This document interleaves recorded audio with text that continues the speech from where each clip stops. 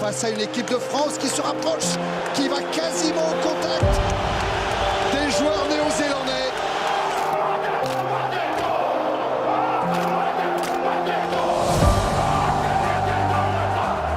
Les yeux dans les yeux. Oh, le frisson, Thierry. C'est bon, Thierry. C'est très bon, ça. Nous sommes en 2007. La France accueille un événement sportif majeur, la Coupe du monde de rugby. Pour l'occasion, le sponsor à la célèbre virgule concocte pour la première fois un maillot bleu nuit pour les Français. Le pays hôte n'a alors qu'un rêve, soulever le trophée Webb Ellis qu'il n'a encore jamais remporté. Mais rien ne se passe comme prévu. Corletto qui va vite, qui va très vite, plus vite qu'Evans, et c'est Ignacio Corletto.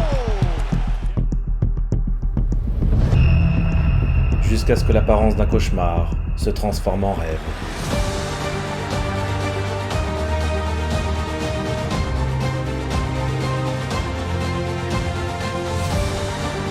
L'exploit du 15 de France en quart de finale de rugby lors de sa Coupe du monde en 2007, c'est le premier sujet de notre toute nouvelle chaîne, Un Max de Sport.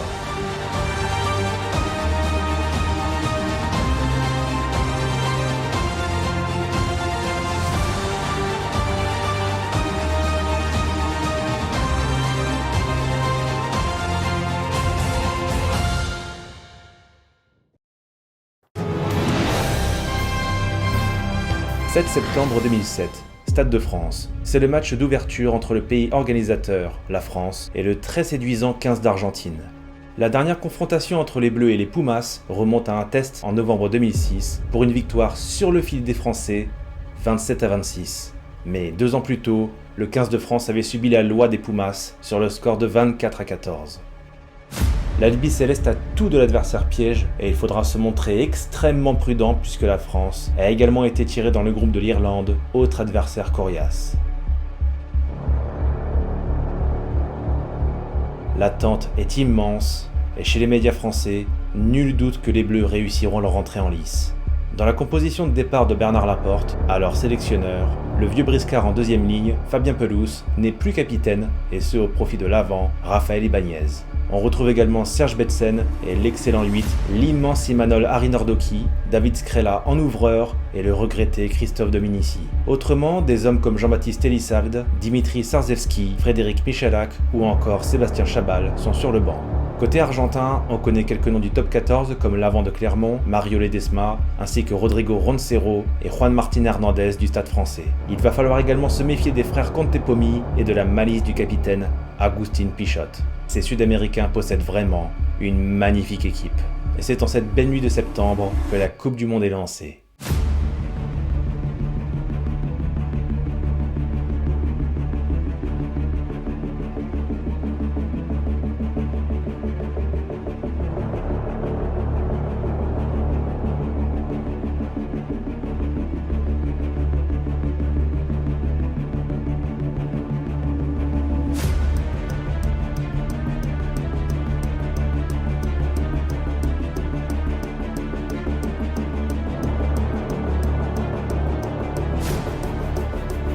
Les hommes de Bernard Laporte sont bousculés, les Bleus se montrent maladroits et l'Argentine développe un peu mieux ses offensives.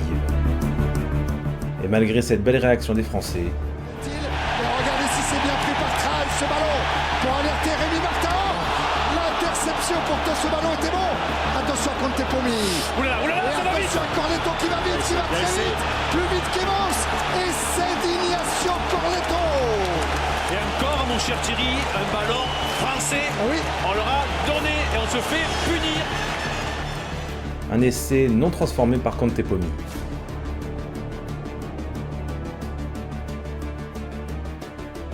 Malgré la réduction de l'écart sur cette pénalité de David Skrela, l'Argentine jette un gros coup de froid dans le Stade de France et mène 17-9 à la mi-temps.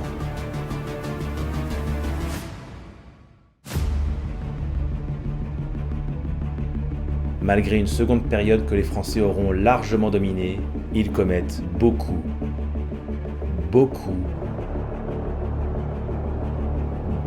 trop d'erreurs. Les quelques bonnes séquences tricolores finissent toujours par être pénalisées. À aucun moment ils ne parviendront à enflammer la rencontre. Victoire des Argentins 17-12, la clim d'entrée pour les Bleus. Désormais, le 15 de France n'a absolument plus droit à l'erreur, auquel cas, ils peuvent se faire éliminer dès le premier tour. Et avant de rencontrer l'Irlande, les Bleus devront compter sur le soutien de leur public dans la véritable région de l'Ovalie, le Sud-Ouest, à Toulouse. La Ville Rose accueille le second match des Français face à la modeste équipe de Namibie. Objectif, au-delà du bonus offensif évidemment, le carton plein obligatoire afin de retrouver la confiance. Deux hommes vont se distinguer lors de cette rencontre, Vincent Clerc et ses 3 essais, et bien sûr, l'homme des cavernes et son look d'enfer, Sébastien Chabal, auteur de 2 essais. La folie Chabal s'empare de la France entière, telle une déferlante. C'est bien simple, on n'entend plus parler que de lui. La France, bien aidée par leur supériorité numérique dès la 20e minute de jeu, détruit cette équipe de Namibie, score final 87-10. Mission accomplie, espérons que le trèfle leur porte chance au Stade de France. Face à l'Irlande de Paul O'Connell et Brian O'Driscoll, les Français font preuve de flair et s'imposent assez confortablement 25-3. Excellente opération en vue de la qualification pour les quarts de finale. Dernier problème maintenant et pas des moindres, il faut terminer premier de la poule mais le souci c'est que l'Argentine jusqu'ici effectue un sans faute. Dans ces cas-là, faut pas calculer, la France doit donc gagner tous ses matchs quoi qu'il arrive, sur le score le plus large possible et espérer un faux pas de l'Argentine. Mais cela n'arrivera pas, car malgré le très large succès des Français à Marseille sur la Géorgie, 64-7, l'Albi Céleste réalise dans le même temps un sans faute dans la poule D. Le 15 de France est donc deuxième et va devoir affronter le vainqueur de la poule C, la Nouvelle-Zélande, grandissime favorite de la compétition.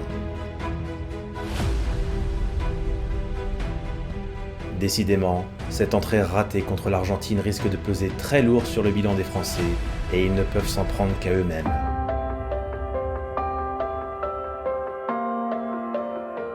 Mais le pire, c'est que pour sa Coupe du Monde, la France va devoir jouer son quart de finale à l'extérieur, à Cardiff. Comment est-ce possible ?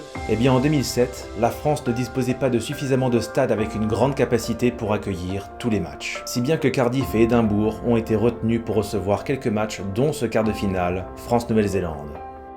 Eh oui, voilà ce qui arrive quand des organisateurs arrogants ne se rendent pas compte que la France aurait très bien pu terminer deuxième de sa poule. Moi je suis sûr que c'est ça, hein. Ils étaient persuadés que la France allait terminer première de sa poule. Eh ben non, mais au-delà de cette absurdité, c'est un couac qui met la lumière sur notre retard considérable en 2007 dans nos infrastructures sportives. Et sur le plan sportif, rien, absolument rien ne tend vers l'optimisme. Les dernières confrontations entre Français et Néo-Zélandais font très peur, et en juin 2007, quelques mois auparavant, la plus large défaite de l'histoire du 15 de France, tout simplement. Le seul fait d'armes des Français dans ce match historiquement et tristement célèbre, c'est Sébastien Chabal qui a littéralement explosé la mâchoire d'Ali Williams sur ce tampon. Et c'est à partir de ce moment-là que la hype autour de Sébastien Chabal a vraiment pris de l'ampleur. Et avant ce quart de finale au Millennium Stadium de Cardiff, tout porte à croire que les Français vont essuyer une nouvelle correction de la part des All Blacks. Que faut-il faire alors pour éviter de se faire rôtir comme des coqs dans le volcan du Mordor ? Pour cette affiche, le sélectionneur Bernard Laporte concocte une composition intéressante avec une nouvelle charnière composée de Jean-Baptiste Elissalde et du jeune Lionel Boxis, 21 ans. Vincent Clerc a définitivement pris place dans le 15 de départ et a noté également la titularisation de Julien Bonner et de Thierry Dussautoir, futur capitaine des Bleus, mais qui avait encore en 2007 le statut de remplaçant. Côté All Black, quelques noms très ronflants tels que Sivi Vatu, John Rokosoko, Richie McCaw et Dan Carter comptent parmi les meilleurs éléments de la sélection de Graham Henry. Les Français n'ont strictement rien à perdre, et juste après les hymnes, le traditionnel haka des All Blacks va avoir droit à une petite surprise. Face à une équipe de France qui se rapproche, qui va quasiment au contact des joueurs néo-zélandais.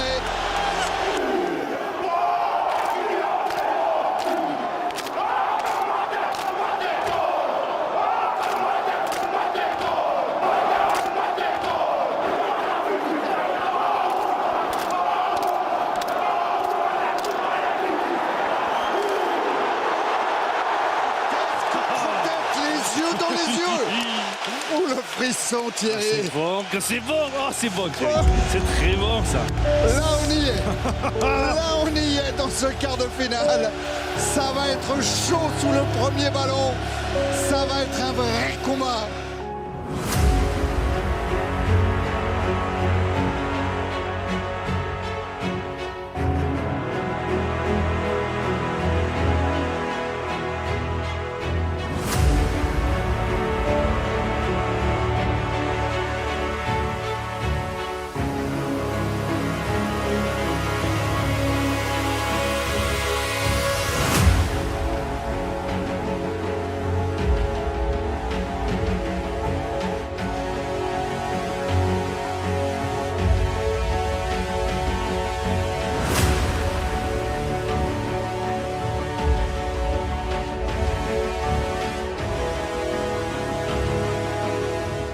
Comme on pouvait s'y attendre, la première période s'accorde avec la logique. 13-0 pour les Néo-Zélandais après une demi-heure de jeu.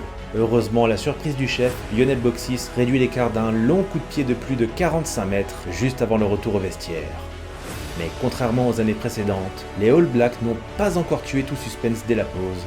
Et en plus, en prenant un carton jaune en tout début de seconde période, voilà donc des erreurs assez inhabituelles pour une telle sélection. Pendant 10 minutes, les Français vont évoluer à 15 contre 14. L'occasion rêvée de frapper. Les All Blacks ne mènent plus que 13-6 et après la 50e minute de jeu, Il y a un surnom au côté droit, on va aller chercher. Et Elissal Rate la course. avec Claire. Allez, rate la course, Avec oui, du sautoir. Et c'est du sautoir. Rate les courses, yeah, ouais. Les applaudissements de Bernard Laporte. Et bien en plus que ça soit du sautoir qui marque, c'est magnifique. Lionel Boxis a l'occasion d'égaliser à 13 partout. Oh, c'est le poteau. Ouais, ça rentre. Et la petite tête du poteau pour l'égalisation à 13. Mais les monstres néo-zélandais repartent à l'attaque. On est tout proche de la ligne. Sorialo. Et c'est de Sorialo.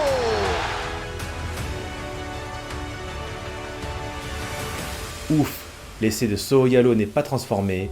18-13 pour les All Blacks, rien n'est plié. Cette rencontre est pleine de suspense. Bertraille qui a pris, qui a passé les bras pour Frédéric Michalak, qui a du monde à l'extérieur avec Evans, qui va retrouver Josion. Josion en terre promise. Josion dans le but. Et c'est français. Quelle relance, quel contre. Il n'y a pas en avant. On l'a pas vu. On l'a pas vu. Mais les arbitres n'ont rien vu, et contrairement aux Néo-Zélandais précédemment, Jean-Baptiste Elissald transforme. Les Bleus passent en tête au tableau d'affichage, 20-18.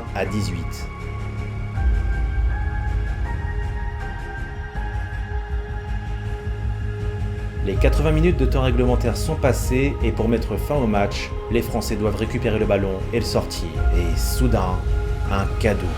Ouais, il est là le ballon. Elissald. C'est fini. Il faut aller jouer en touche, Jean-Baptiste. C'est ce qu'il fait. La France est en demi-finale de la Coupe du Monde de rugby.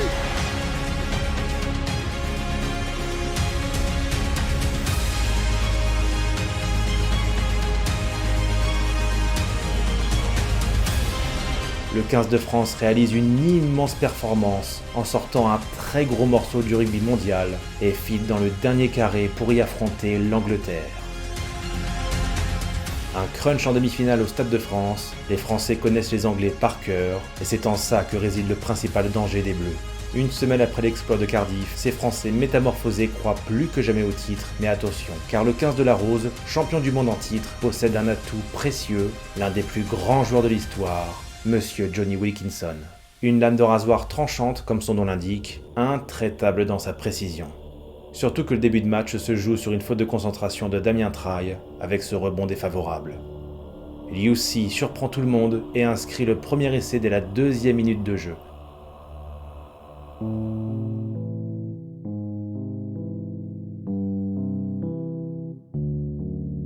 Les Français ont beau repasser devant, la défense des Anglais est impeccable, et Johnny Wilkinson est malheureusement dans un grand soir.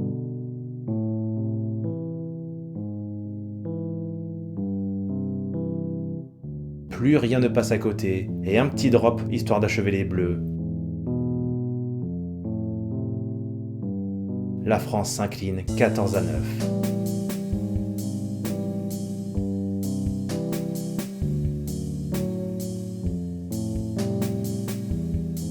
Le match pour la 3e place au Parc des Princes sera l'occasion d'une revanche pour le 15 de France, puisqu'il retrouve l'Argentine. Mais la rencontre tourne vite au fiasco. Avec une équipe remaniée, la France se fait balayer 34-10. Comme en 2003, les Bleus terminent 4e, mais 2007 fut néanmoins le théâtre d'une des plus grandes surprises de l'histoire de la compétition et d'un haka désormais entré dans la légende. Presque unique en son genre. D'un Sébastien Chabal devenu icône sans être titulaire, des vieux briscards, Fabien Pelouse, Serge Betsen, Christophe Dominici et Raphaël Ibanez prendront leur retraite à l'issue de ce mondial. Des jeunes tels que Lionel Boxis et Thierry Dessautoir, de Vincent Clerc à Yannick Josion, ces cadres avaient tout pour aller au bout. Mais à l'heure où l'on publie cette vidéo, Malgré une finale atteinte en 2011, le 15 de France attend toujours de soulever la Web Ellis Cup pour la première fois. En attendant d'autres exploits, un jour peut-être, un épilogue heureux. Allez les Bleus!